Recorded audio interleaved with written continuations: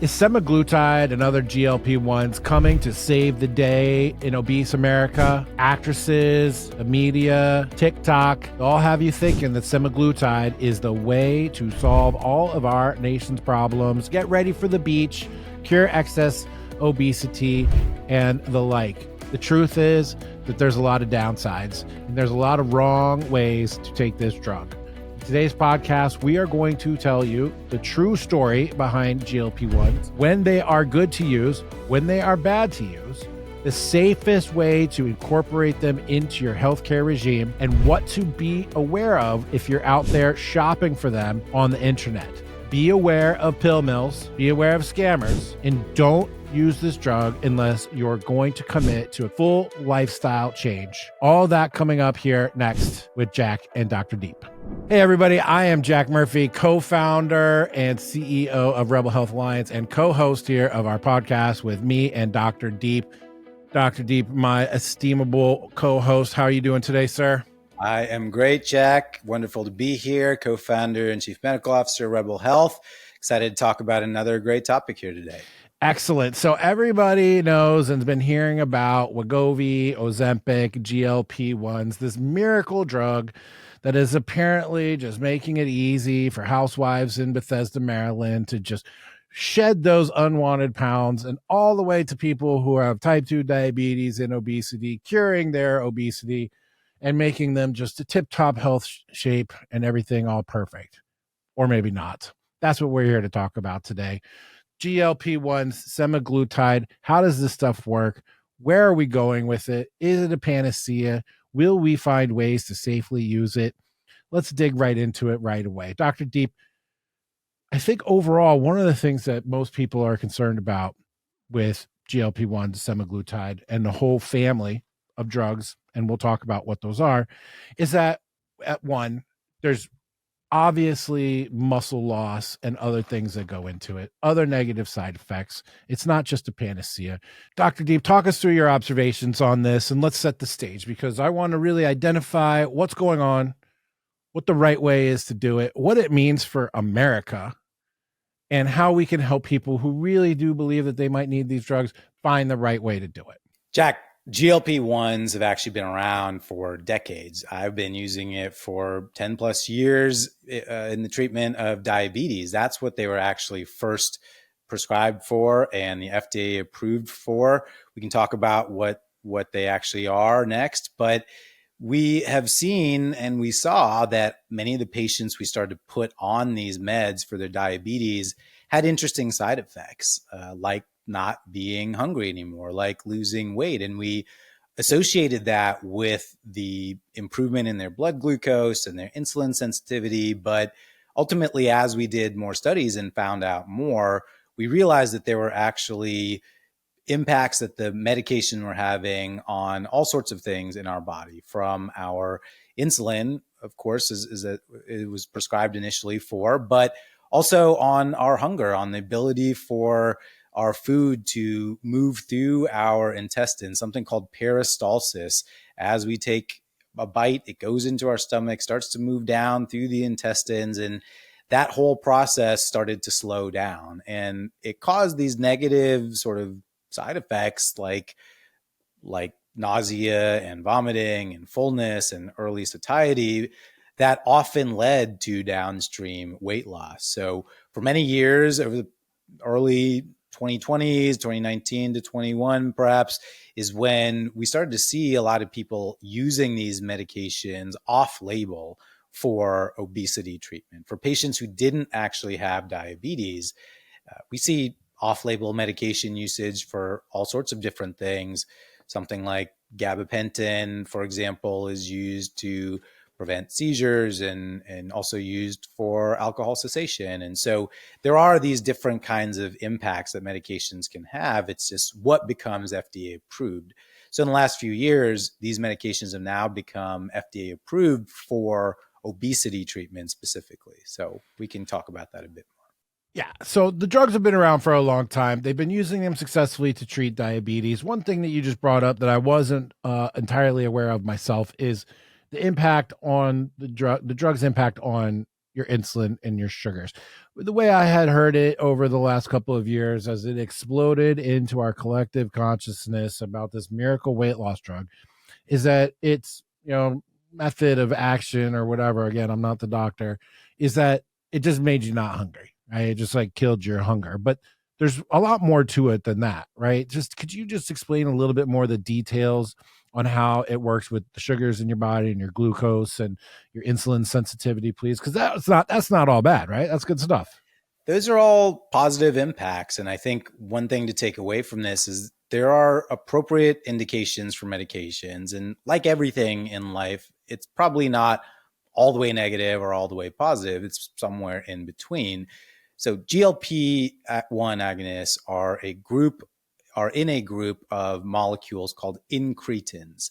These include glucagon-like peptide 1, something else called a GIP agonist, a glucose-dependent insulinotropic polypeptide. These are all peptides, which is interesting when we make the rounds in the Twitter sphere and we see people using peptides. That just means that it's a chain of amino acids that could form into a protein. But these peptides are naturally occurring in the intestine, in the gut. They're released by our body to have particular impacts. GLP-1 specifically increases the insulin production from your pancreas. It is a glucagon-like peptide agonist, which means it doesn't act like glucagon. It's a little bit interesting, the naming of it, but it binds to the glucagon receptors and sort of blocks that action. And so it decreases your blood glucose. And then, yes, it does have these other impacts. We have GLP receptors in our brain in the same areas where we have leptin receptors or MSH receptors. And that causes a central decrease in our appetite. We're seeing all sorts of interesting things now on people who are saying it's helping them to stop smoking and to not have cravings for alcohol anymore, for gambling. And who knows whether these are, high quality studies or not, but there are multiple impacts of GLPs, not only on blood sugar and satiety, but also our brain function and how we are perceiving our cravings. So that's something worth drilling down on. Dr. Deep, internal medicine specialist, trained at Harvard University, formerly of the Mayo Clinic and other high quality institutions in America. Tell me, what is the relationship between the urges I have to gamble, to bite my fingernails, to drink, and to eat? Speculate or tell me concretely, how is it a drug that makes me poop slower is also going to make me want to drink alcohol less frequently? Jack, I think for anyone who's particularly interested in this topic, you should go watch our video on dopamine and understand that there are these very intricate neural and neuroendocrine hormonal circuitry and pathways that exist between inside our entire body. We often hear about the gut-brain axis, and there's a very strong connection between our gut. That's why when you're scared, you sort of feel the butterflies, or you're nervous. That's a mental thing, but you start to feel those psychosomatic symptoms in your gut. And that's not just us making it up. We have physiology to actually prove that. So again, these drugs have multiple mechanisms of action. In the gut and in the stomach, it is leading to something called gastroparesis or mild gastroparesis, which is the delayed emptying of food from our stomach into our intestines. It slows down that peristalsis, as we talked about. But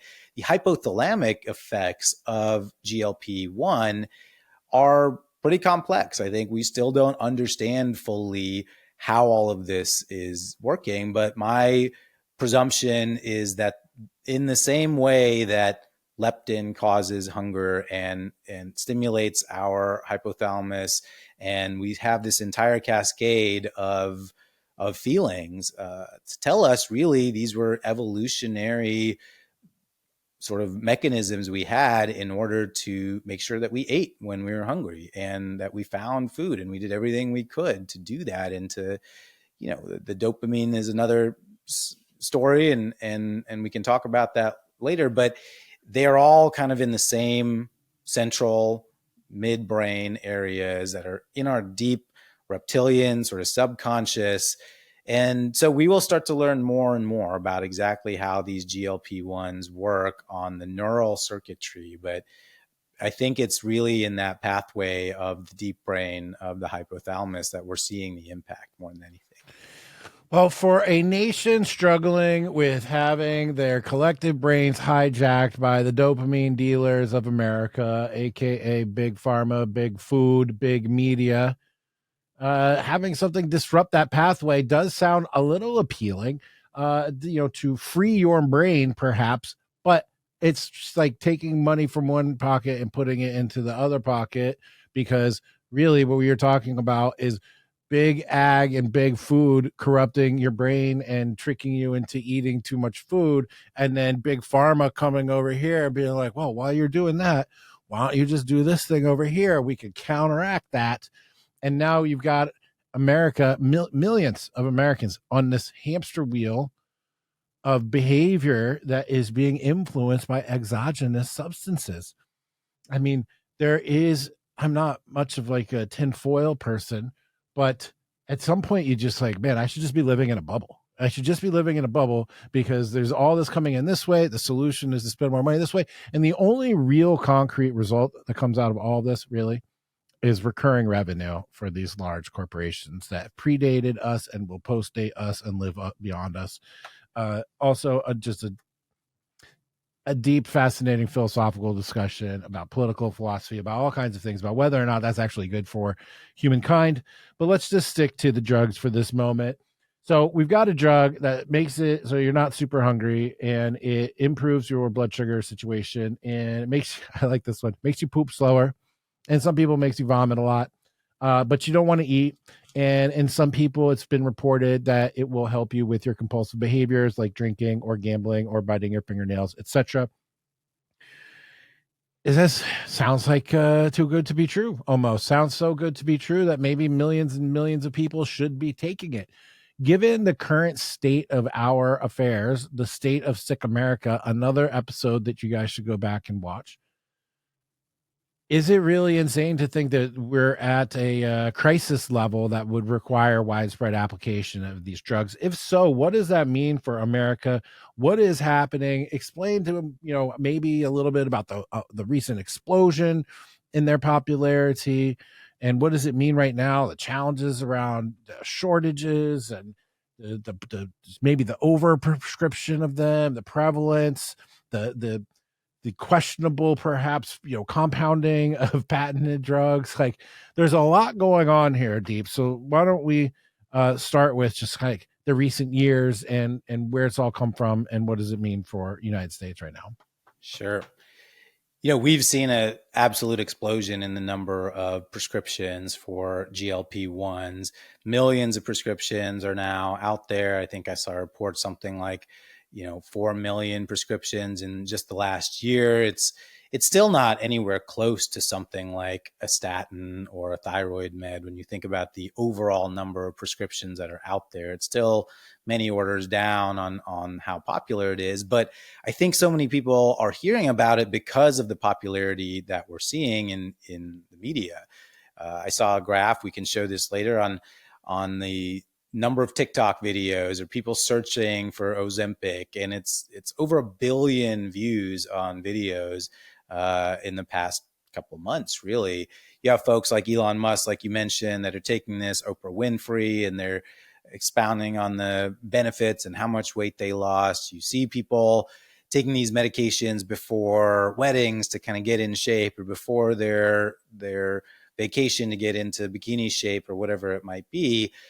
And you're right that given the fact that 60-70% of us are obese and overweight, does it not make sense that a medication like this, and to be fair, in our diabetic patients, we not only see improvement in insulin sensitivity and blood glucose, but decrease in their weight, but also decrease in cardiovascular events, things like heart attacks and strokes for people on GLP-1. So clearly has a benefit and an impact.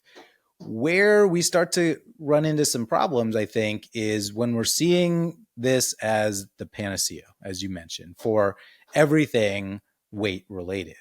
So when people are taking these medications for vanity, when they just need to drop 20 pounds and then they have really no intention of taking this med again, I think that's where the studies are actually showing us we may be causing more harm than good.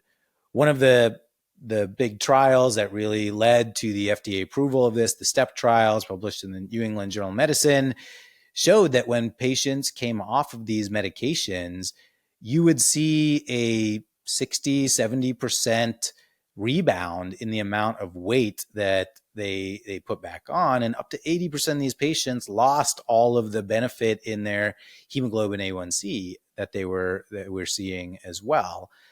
There's another great trial that showed what happens if you just take people off of this. And we can show some of these slides here. And this is a brilliantly designed study. So interestingly, in the first 8 weeks, what they did is put everyone on a low-calorie diet. They monitored them. They gave them meal plans. And as you can see, that's the steep decline in that -8 to 0 sort of area. And that's where people actually lost the most weight. One would argue that those kinds of improvements in weight are not going to be sustainable. So it's not like we would see that continue to plummet. It would obviously plateau at some point. But then what they did is follow these patients for 2 years. So after you do the low calorie diet, you lose a little bit of weight, then you get put into a few categories, either placebo, exercise plus placebo, liraglutide, which is one of the GLP-1s, or liraglutide plus exercise.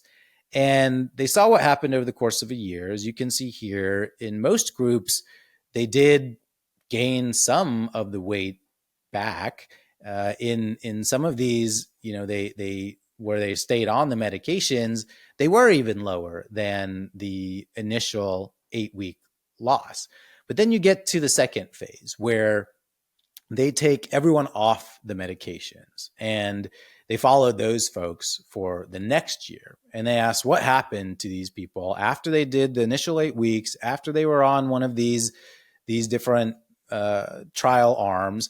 What happened to a year if we just stopped the medication altogether? And you can actually see that the people who were on a GLP-1 medication alone, meaning they did not have exercise or lifestyle paired with that, they ended up rebounding and gaining the most weight back out of any group, even more than the placebo group, interestingly. And we don't know necessarily why that is. My speculation is that when people are just not hungry and not eating, they may not be actually doing the hard work of changing their lifestyle. They're just eating less of the things that are still bad for you. That same STEP trial actually showed that when we take patients off, that something like 40% of the weight that you had lost was in muscle mass and lean body mass, which is the same as any starvation mode, right? If you would go on a long intermittent fast or you were literally starving, you would lose muscle. You don't have the substrate to build that anymore. So that's no surprise. But what happens when you take people off of the medication and they no longer have that exogenous chemical floating around is they gain a lot of that fat back, yet they don't gain the muscle back at the same level. Where they have yo-yoed down and they've lost weight because it's both muscle and fat, you take the medication away, they gain the fat back, but not the muscle. We have done a great disservice to many of these people in that situation. The arm that did the best here was the one that had ongoing exercise training and lifestyle coaching throughout, suggesting to me that that is an important component of the intervention no matter what. These are all adjuncts. I think that's the real takeaway from all of this, is that there is no magic bullet. at some point you're going to have to do the hard work and the enjoyable work once you start to see that improvement in changing your lifestyle, in not eating the same kinds of things that got you in that circumstance in the first place. All right, Dr. Deep, that was a terrific breakdown of this study here in particular. And let's just do a layman's recap. At the very beginning, they put everybody on a low-cal diet, and some of them lost up to 30 pounds. This is kilograms, okay? 30 pounds. They lost some 12 to 14 kilograms in 8 weeks. You know, there's a part of me that thinks they probably should have just kept on doing that, and everything would have been just fine. Now, what I didn't see here in this graph, and I didn't dig too deep into the study, is, you know, did everybody have the same diet, or were they left to just fend on their own? Did they, you know, did the placebo people, they're just like, okay, now go back to eating however you did before? Or in the the GLP-1 folks, they're like, just eat whenever you're hungry. But it's clear that the people with the exercise and the GLP-1 continue to lose more weight. They lost another only six more kilograms after at the peak, at the low point, 26 weeks later. So they lost 14 kilograms in 8 weeks, and then only lost 6 more over the next half a year. Crazy, right? So really just kind of goes to show you that initial weight loss that you get from emptying your guts and eating low cal and reducing your muscle glycogen and dropping the water that's attached to the carbs that are stored in your body, that comes off really fast. Now, over time, the exercise and the semaglutide, or in this case, liraglutide, they perform the best. This is a weight, though, so we don't even know if the exercise people maybe were putting on muscle during that time, or retained muscle, so they didn't lose as much weight.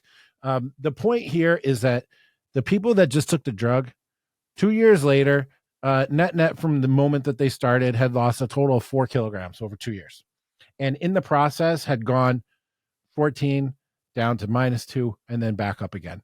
So they're just on a yo-yo. And arguably, if you're not doing any exercise, if you're not doing any resistance training, if you haven't modified your diet to focus on protein, then when you lose that weight, you lose the muscle mass, you are going to have a lower basal metabolic rate. You're going to be less strong. You're going to have less muscle to help with your insulin sensitivity. And so when you start eating again and you're just adding on weight, you're actually coming from perhaps a worse point than you were before. And so you're going to add on fat at an accelerated pace, and you're going to get up to the same body weight you were before, but even at a higher body fat percentage. That sounds terrible. This seems, even here, people bottomed out on their weight loss while still on the drug. I think is really important to look at too, because it doesn't mean you can just take this drug and lose weight forever, or even take this drug and lose weight and then stay at the same weight. You take this drug, and after 26 weeks, all 4 of the groups, placebo, exercise only, liraglutide, and then liraglutide plus exercise, they all bottomed out. It's actually kind of scary. So the drug doesn't even really work long-term, at least this one in particular. So it's not a panacea. And in fact, it might just be like a short-term thing. Perhaps. I'm not the doctor. I'm not making any public policy prescriptions here. I'm just speculating off this chart that I've read. So don't take this as medical advice or gospel in any way whatsoever. But it's clear to me that the people that just exercised had a better off than the people that took the drug over this time period. And the people that took the placebo, well, maybe not so much. But the exercise with the drug had the most pronounced impact up till 26 weeks, and then over time, over 104 weeks at the end. What does this tell us? It tells us that exercise and lifestyle changes are essential to making these long-term impact on your health and fitness. And what's scary about the GLP-1 access that has now exploded is that people are taking the drug who've already proven incapable of making lifestyle choices and lifestyle changes to lose weight, build muscle mass, lose fat mass, and get healthy overall. And now we're going to put them on a drug and not even make them do any of those things. So basically, we're just going to carve out their body and turn them into a sack of skin, then take them off the drug, and then let them bloom back up into a higher body fat percentage than they were in the first place. Do I have that part right, Dr. Deep? You do. And the initial studies actually show that most people don't even lose that much weight in the short term. They need to stay on this drug for something like a year before they started to see any benefit that was significant. And so it's tricky. What is the timing of all of these medications, and how long should you have them on for? I don't think it's something that's going to work if you have a wedding coming up in 6 weeks. In fact, there's this heartbreaking story I saw the other day of a mother who died from a complication from this medication because she just wanted to look good for her daughter's wedding and was put on this. And to your point a little bit about the access, which we'll talk about next, is that these drugs, when they are kind of prescribed in the absence of a true holistic interdisciplinary approach, can have these negative impacts and side effects. I'm not saying people are going to die from this, although we have seen that. We do know, though, that without that full sort of approach where you're really impacting all of these other aspects of your life, it's very unlikely that this weight loss persists and maintains. And so another thing we'll talk about is, what's the off ramp? Like, how do you actually ever get off of these meds? To your earlier point about this constant cycle between big food and big pharma, you can go take a look at our Obesogen and 4 models of obesity video and learn a little bit more about that. But there are clearly things in our environment that are pushing us to have these kind of habitus and to see the explosion in obesity and folks being overweight. And then we're just going to throw an injection at you forever. Is that the goal? We'll also talk about this later, but now we're starting to see this as a recommendation for children as well. The obesity epidemic in children is heartbreaking. Something like 20 to 30% of children are obese at this point now. And the American Pediatric Association recommends GLP-1s in order to treat that. So for how long? For the rest of their life? I think that is the part that is still unanswered and would suggest that there is clearly a desire for people to maintain on these. They are recurring customers for the rest of their life until we can figure out what to do next. Well, the drug companies are screwed because even if you stay on it for a long time, it stops working, apparently. But what a sad, sick, dystopian idea where your little Timmy, you haven't parented him well enough. You gave birth to him while you were fat, and now he's fat, and he's 11 years old in school, and he's a little boy, and he doesn't pay attention too good in class. And you guys were like, oh, maybe he's got ADHD. And now you've got a little boy in class at 11, a little overweight because mom didn't take care of herself during pregnancy, and they eat a bunch of crap food at home. And they're like, hey, why don't we put him on Ritalin? Okay. And then we'll also put him on semaglutide. Perfect.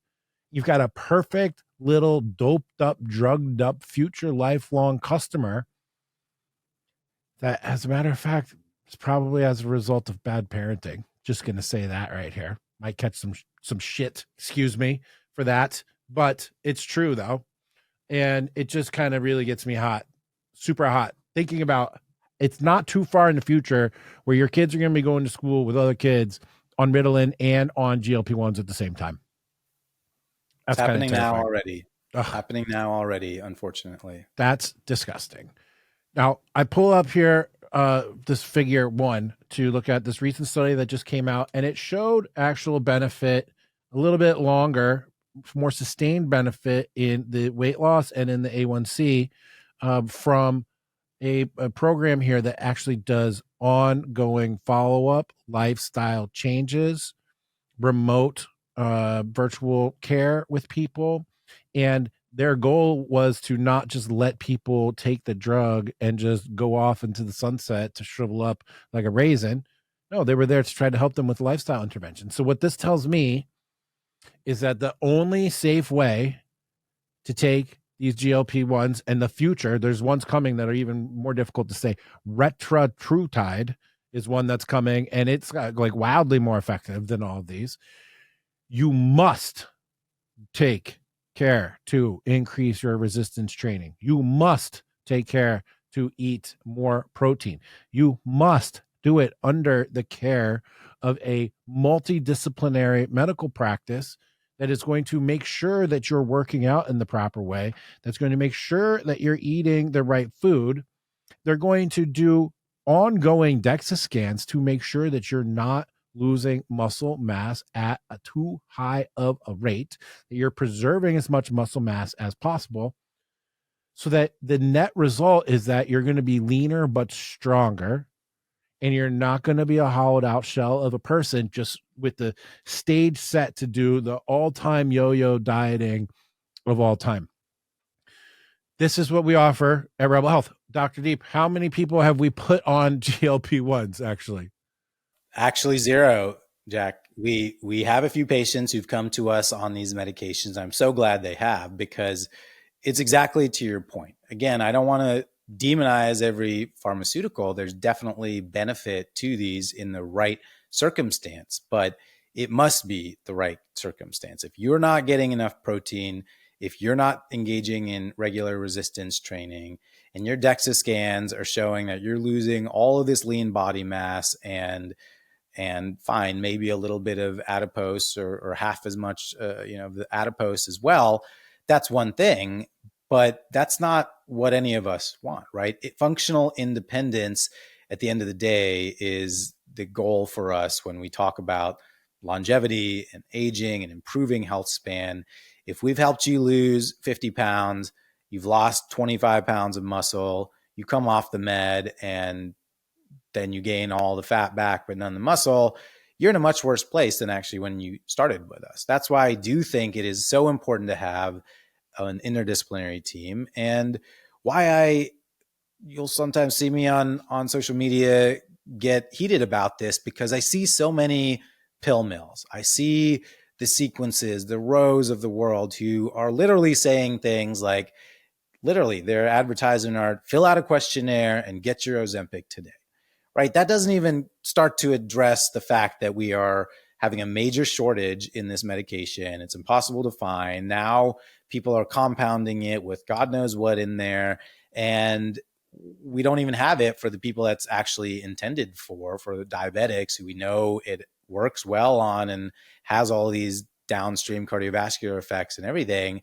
But even more than that, they're just churning patients through. That's it. They're trying to get as many patients through the door as they can, and they're not talking to them about all of these potential side effects. If you can fill out a questionnaire and get this medication, and no one has this level of depth of conversation about the risks, the benefits, and alternatives, which is our duty as physicians and clinicians to have that conversation, then we're nothing better than a drug dealer who's pushing meth on you to lose weight or crack. Dude, or if all you have to do is fill out a questionnaire to get a prescription for GLP-1, you do not have a doctor, you have a drug dealer. That's fact. And if you are doing this with no medical supervision, no strength and conditioning supervision, no dietary supervision, and no ongoing measurement of your body composition, then that doctor, in my opinion, is negligent and should be held liable. It is irresponsible. It is tragic. It is criminal in my mind. These pill mills are taking advantage of people who are most of the time proven to have failed at all other, if they've tried all other interventions, and are desperate. And they see an ad on Instagram, and it's like from Roe, for example. It's like $279 or whatever. Fill out this form and you'll get your semaglutide today. These are predators preying on people who are frustrated, hopeless, and sad. And it's disgusting. And it's the farthest thing away from what we're doing at Rebel Health. We will prescribe you semaglutide GLP-1s if necessary, if indicated, and if done in the context of a comprehensive healthcare program. We will never just give it to you because you walked in the door and said that you want it, period. And so if that loses us business and money, so be it. I don't care. Every patient I talk to who's asked me about this understands when we talk and have the time to have this kind of conversation with them. They're like, oh yeah, that makes sense. I need to actually, and you're mentioning that these are folks that have often failed other lifestyle interventions. I would argue that they failed in the absence of a team who really understands that and can wrap around them. They have failed at restricting calories and working out and doing the right things because they get 7 minutes with their primary care doc, and then they're left to their own devices to figure the rest out. That's why it is important to find a team who can actually walk you through, wrap around you. There's different specialties and perspectives and expertise that give you this guidance and help you actually understand, again, what the risks and benefits are. And so what I ask all of our patients for before we would ever get to that point is, show me that you are committed to a resistance training routine. Show me that you can follow a meal plan, because this medication is not forever and we want you to come off it at some point. So what's going to happen then if you haven't formed all of these important underlying lifestyle changes? Don't get me wrong. I think there are folks who are in the severely obese category where we need to do something dramatic. They can't even get up and walk and move because their joints don't work anymore. Or they have all these other comorbidities and they can't breathe. And I think that it's important in those circumstances to still have the conversation. But just like someone walking in the door who wanted to lose 50 pounds, we wouldn't rush to bariatric surgery, which has great results, by the way. We shouldn't rush to these kinds of medications either. And so you may ask, why is it that these pill mills kind of exist? What is it that actually drives physicians to shirk their duty? And unfortunately, as everything in life, it always comes down to money. Novo Nordisk, which is the maker of Ozempic and the semaglutide that we're talking about for the most part, has spent something like $25 million over the past few years in direct payments to physicians. These are all often shrouded in what we call speaker fees, but it's also travel and lodging and consulting fees. I got into a beef with a doc on Twitter, Mike Albert, and he's shilling this thing and saying like, well, we don't actually know that the muscle loss from Ozempic is actually that harmful. It's like, well, why would that be any different from any other muscle loss that was happening in your life? Well, I went on his LinkedIn profile and he's a paid consultant for Novo Nordisk. And so does that color his opinion of what the benefits and risks are of these drugs? You be the one to decide, but I think it's pretty obvious. Yes, it is. Yes, it is. I was just starting to pull up Albert's Twitter profile, but he blocked me. He blocked me. And I think getting blocked on Twitter and being proud of it is stupid. But in this case, this guy blocked us both because we literally called him out for being on the payroll of the drug company, not disclosing it on Twitter, and acting like the drug had no negative side effects. That is bull. That is something worth calling out. These are the kind of people that we want to go after, that we want to call out, the frauds like the Gary Breckas and the 10X healthcare, whatever that he's got shilling. And these guys like the people at Sequence. In our research for Rebel Health, I signed up for Sequence. I met with a doctor who within 5 minutes was willing to write me a prescription. On their program, it said that you could meet with a dietitian and a strength conditioning coach. I asked to meet with the dietitian no less than 5 times, maybe more, before they ever conceded to give me a dietitian. And the poor girl that they sent to me was about 24 years old and morbidly obese. I continued to ask multiple times to meet with the strength and conditioning coach, and it took weeks. And they finally put me in touch. And you know who their strength and conditioning coach was? Their complete head of human performance optimization. And the guy only had a handful of clients, and you could tell because he was just BCCing us and using a common spreadsheet. And they had tens of thousands, it's not hundreds of thousands of customers. And that's how few people were using the dietitian and the strength conditioning coach. They had absolutely no desire to give you any wraparound services, to talk to you about your history, to really even go over your blood work. And then they just sold it to Weight Watchers for like $1 trillion because Weight Watchers is just deciding, forget about the point system. We're just going to put everybody on this drug.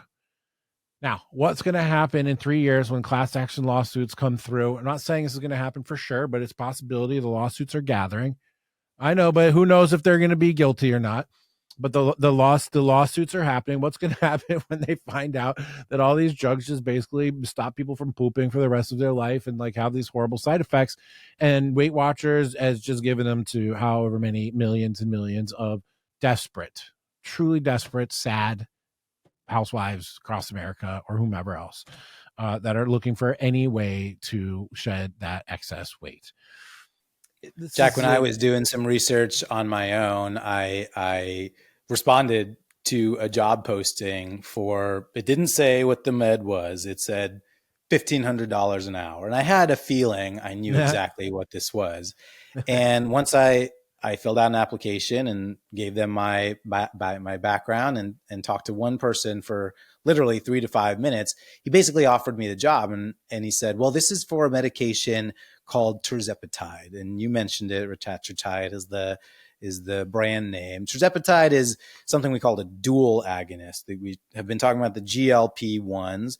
We mentioned earlier that incretin category actually includes GLP and the GIP. Tirzepatide is one of the dual agonists, and it's called Mounjaro, sort of with the brand name. But it's $1,500 an hour to just shill this medication and to talk about the benefits of this medication. Would it be $1,500 an hour to talk about the downside and the importance of weight training and lifestyle and protein intake and having an interdisciplinary team? No, it would be that much to talk about the benefits and rave about them. And that's where you see these tens of millions of dollars being spent on physicians, unfortunately, who are unscrupulous, frankly, in my opinion. Dude, that would have been a good troll exercise to take the money and then give the real pitch. That actually might have caused a little storm. Imagine they try to yank it or discredit you or whatever, and then you have maybe we should talk about that. Look, here, I just want you people to come away with, if you're in the market for GLP-1, if you think that it could help you, if you think that you have the ability to adapt the necessary lifestyle changes to prevent some of the downside risk involved, I want to just give you some red flags to look out for when you're signing up for one of these programs. If you don't have an extensive health history, physical interview with a physician, run away. If all they want from you is a quick questionnaire and you barely even talk to anybody at all, run away. If they don't talk to you about lifestyle interventions, weight training, increased protein intake, etc., run away. If they don't talk to you about wraparound services or post-treatment services, run away. These are people that only want to take your money. They are drug dealers, and they care about you as little as a crack dealer does on the corner. Having said all that, there was one last piece of science that I wanted to discuss with you, Dr. Deep. There are many doctors out there who are rightfully skeptical of whether or not these drug interventions are helpful for people. But one of the things that they drill down on is this muscle loss. And I wanted to ask you if you had any understanding or perception of whether or not the weight loss from semaglutide or GLP-1s, the muscle loss rather, is at a different rate of muscle loss compared to just a strict low-cal diet. And is there some other pathway that's functioning in your body that's you having the drug like accelerate the muscle mass loss? There's nothing to my knowledge, Jack, that would suggest that a GLP-1 is acting in some other kind of mechanism of action to drive down lean body mass more than just a pure starvation mode would. If you look at patients who are anorexic, for example, and you see what happens to them, they come in with the same appearance and the same downstream implications of half of the weight they're losing is in their lean body mass, their muscle, their connective tissue, their water weight, and even some of their organs. You can actually see a decrease in the size of the heart, the size of the liver. And so will we find out, just like we will discover more about the central effects of GLP and neural circuitry that actually does, that there is some other secondary, tertiary effect of how it is emaciating our muscle? Perhaps. I don't know of any data right now that would sort of support that. But if you're putting yourself in a starvation mode, you're going to see that kind of loss no matter what, unless you are taking the appropriate steps to prevent that from happening. And even if you are, you're taking in 1,000 less calories than you're burning a day. At some point, you are going to lose both fat and muscle. It doesn't just start with the fat and stick on that until you're lean and shredded. You might start to see that, but you will definitely lose muscle in that journey as well. So my understanding is that these GLP-1s, through their central effect, through the decrease in the peristalsis, and patients tell me this all the time. I've had several patients on this, and one patient we had that came to us just recently, he said, I was on it for a while, and it was literally the worst I've ever felt in my life. Every time I would eat anything, I'd have to run to the bathroom and either, have bowel movement or throw up everywhere. Even small amounts of meals felt like I was choking, and my belly was full like Thanksgiving, and it was the most uncomfortable thing I've ever done. There are others who can tolerate it much better than that. And we don't know why. Some folks, I'm sure there's some very complex genetics that we'll start to understand, and certain SNPs that may have protective impact or may make you feel worse with these medications. But we do have a couple, like we said, a couple of patients that have come to us on these meds, and for them, it seems to be working in a certain aspect, but only because we have them on a very strict sort of protocol around all the other things that we've talked about today. So in the interest of being fair and balanced, except for when we have nothing but ridicule and scorn for the pill mills out there, we talked about, maybe some of the hype around the muscle loss isn't necessarily directly due to the drug, but just due to overall caloric deficit. And we've talked about ways in which you can implement these drugs in what is to say perhaps the most risk mitigated fashion possible. Uh, let's just go one step further. What about the bros out there? Do you see an application here for bros who are on TRT or super physiological testosterone, who are completely dedicated to their resistance training program? It seems to me that candidate might be the absolute best candidate for let's call it recreational semaglutide use, uh, to in order to actually do that summer cut or to accelerate the fat loss that they are desiring, because they're already lifting weights, they're already eating 250 grams of protein a day, they're already supplementing with exogenous hormones and androgens. So in this case, is that maybe not a bad, terrible use case?